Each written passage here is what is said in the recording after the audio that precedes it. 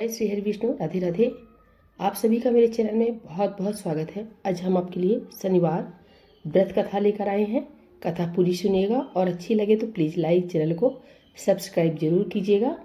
एक समय स्वर्गलोक में सबसे बड़ा कौन के प्रश्न पर नवग्रहों में वाद विवाद हो गया। विवाद इतना बढ़ा कि परस्पर भयंकर युद्ध की स्थिति बन गई। निर्णय के लिए सभी देवता देवराज इंद्र के पास पहुंचे और बोले, हे देवराज, आपको निर्णय करना होगा कि हम में से सबसे बड़ा कौन है। देवताओं का प्रश्न सुनकर देवराज इंद्र उलझन में पड़ गए।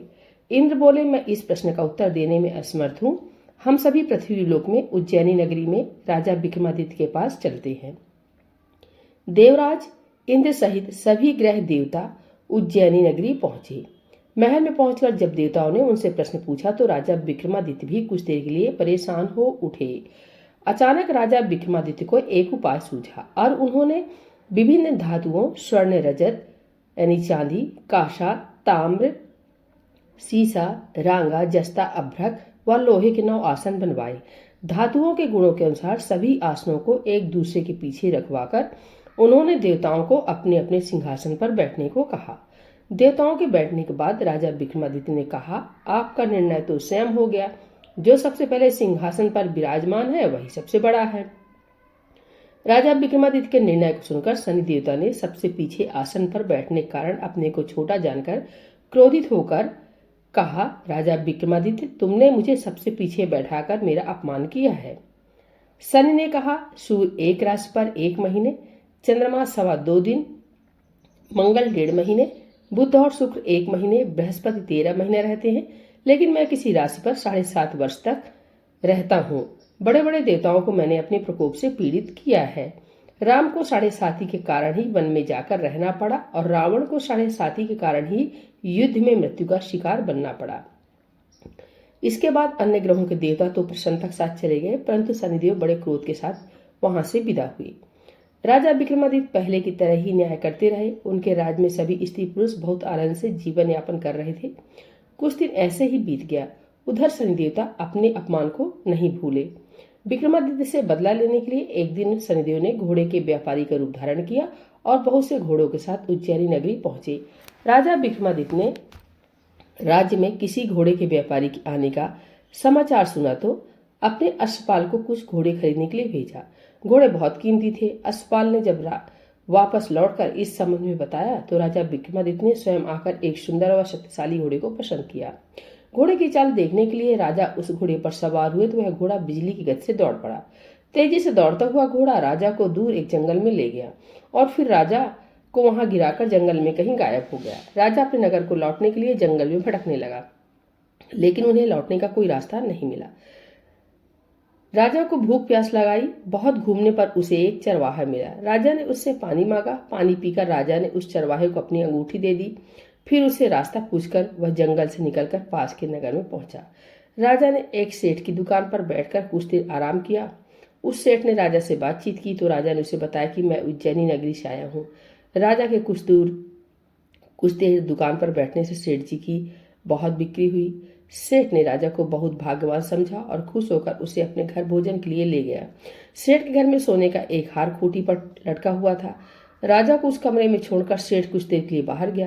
तभी एक आश्चर्यजनक घटना घटी। राजा के देखते देखते सोने के उस हार को खूंटी निकल गई। सेठ ने कमरे में लौटकर हार को गायब देखा तो चोरी का संदेह राजा पर ही किया, क्योंकि उस कमरे में राजा ही अकेला बैठा था। सेठ ने अपने नौकरी से कहा कि इस परदेसी को रस्सियों से बांध कर नगर के राजा के पास ले चलो। राजा ने विक्रमादित्य से हार के बारे में पूछा तो उसने बताया कि उसके देखते ही देखते खूंटी ने हार को निगल लिया था। इस पर राजा ने क्रोधित होकर चोरी करने के अपराध में विक्रमादित्य के हाथ पांव काटने का आदेश दे दिया। राजा विक्रमादित्य के हाथ पांव काटकर उसे नगर की सड़क पर छोड़ दिया गया। कुछ दिन बाद एक तेली उसे उठाकर अपने घर ले गया और उसे अपने कोलू पर बैठा दिया। राजा आवाज देकर बैलों को हाँकता रहता। इस तरह तेली का बैल चलता रहता और राजा को भोजन मिलता रहा। सन के प्रकोप की 7.5 पूरी होने पर वर्षा ऋतु प्रारंभ हुई। राजा विक्रमादित्य एक रात मेघ मल्हार गा रहा था कि तभी नगर के राजा की लड़की राजकुमारी मोहिनी रथ पर सवार उस तेली के घर के पास से गुजरी। उसने मेघ मल्हार सुना तो उसे बहुत अच्छा लगा और दासी को भेजकर गाने वाले को बुला लाने को कहा। दासी ने लौटकर राजकुमारी को अपंग राजा के बारे में सब कुछ बता दिया। राजकुमारी उसके मेघ मल्हार से बहुत मोहित हुई, अतः उसने सब कुछ जानकर भी अपंग राजा से विवाह करने का निश्चय कर लिया। राजकुमारी ने अपने माता पिता से जब यह बात कही तो वे हैरान रह गए। रानी ने मोहिनी को समझाया, बेटी तेरे भाग में तो किसी राजा की रानी होना लिखा है, फिर तू उस अपंग से विवाह करके अपने पांव पर कुल्हाड़ी क्यों मार रही हो। राजकुमारी ने अपनी जिद नहीं छोड़ी। अपनी जिद पूरी कराने के लिए उसने भोजन करना छोड़ दिया और प्राण त्याग देने पर निश्चय कर लिया। आखिर राजा रानी को विवश होकर अपंग विक्रमादित्य से राजकुमारी का विवाह करना पड़ा। विवाह के बाद राजा विक्रमादित्य और राजकुमारी तेली के घर में रहने लगे। उसी रात स्वप्न में शनिदेव ने राजा से कहा, राजा तुमने मेरा प्रकोप देख लिया, मैंने तुम्हें अपने अपमान का दंड दिया है। राजा ने शनिदेव से क्षमा करने को कहा और प्रार्थना की, हे शनिदेव, आपने जितना दुख मुझे दिया है अन्य किसी को न देना। शनिदेव ने कुछ सोचकर कहा, राजा मैं तुम्हारी प्रार्थना स्वीकार करता हूँ। जो कोई स्त्री पुरुष मेरी पूजा करेगा, शनिवार को व्रत करके मेरी व्रत कथा सुनेगा, उस पर मेरी अनुकंपा बनी रहेगी। प्रातःकाल राजा विक्रमादित्य की नींद खुली तो अपने हाथ पांव देखकर राजा को बहुत खुशी हुई। उसने मन ही मन शनिदेव को प्रणाम किया। राजकुमारी भी राजा के हाथ पांव सही सलामत देखकर आश्चर्य में डूब गई। तब राजा विक्रमादित्य ने अपना परिचय देते हुए शनिदेव के प्रकोप की सारी कहानी सुनाई। शेर को जब इस बात का पता चला तो दौड़ता हुआ तेली के घर पहुंचा और राजा के चरणों में गिरकर क्षमा मांगने लगा। राजा ने उसे क्षमा कर दिया, क्योंकि यह सब तो शनिदेव के प्रकोप के कारण हुआ था। सेठ राजा को अपने घर ले गया और उसे भोजन कराया। भोजन करते समय वहां एक आश्चर्यजनक घटना घटी। सबके देखते देखते उस खूंटी ने हार उगल दिया। सेठ जी ने अपनी बेटी का विवाह भी राजा के साथ कर दिया और बहुत से स्वर्ण आभूषण, धन आदि देकर राजा को विदा किया।